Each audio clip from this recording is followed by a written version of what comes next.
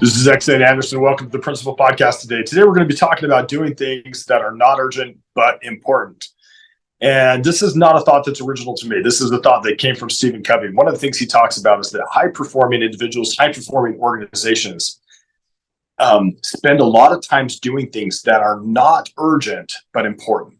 Now, contrast that, he has this little matrix with 4 squares on it. And on one side of the box, it says important and not important. And on the other side of the matrix, the other side of the box there, it says urgent and not urgent. So a lot of people get sucked into doing things that are their lives are crises. They're doing what's urgent and important.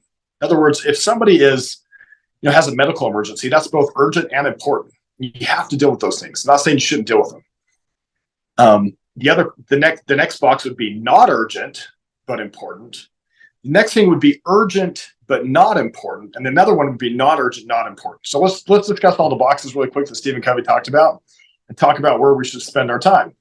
So things that are not urgent and not important, things like probably most surfing of the web, watching TV, looking through ads in the mailbox. I mean, there's a lot of ways you can use your time that's not important. It's not urgent. Those are time wasters. Okay.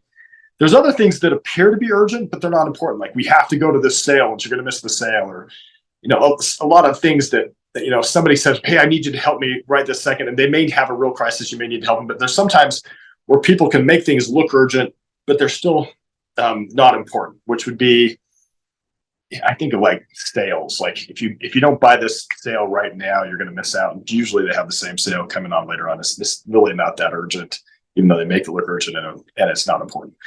Then you have genuine crises, which are urgent and which we all have some of those.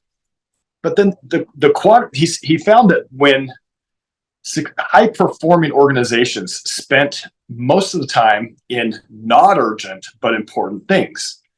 So, they spent like between 65 and 80% of their time doing not urgent but important things. Things like learning, education, taking your spouse out on a date weekly so that you can build the relationship, planning for the future, things that are not urgent, planning for retirement, creating a plan and executing on things that are not pressing. And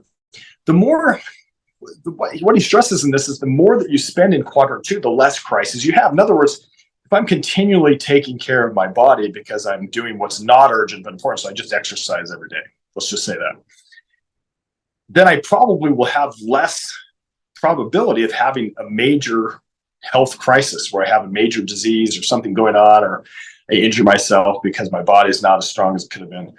And so by focusing in not urgent and important, we have less crises and we get way, way, way more done. We've talked about this in my family. Something that if you want more information on this, you go check out this book. You can get it as First Things First or The 7 Habits of Highly Effective People by Stephen Covey. It's one of these things I like to study with my family.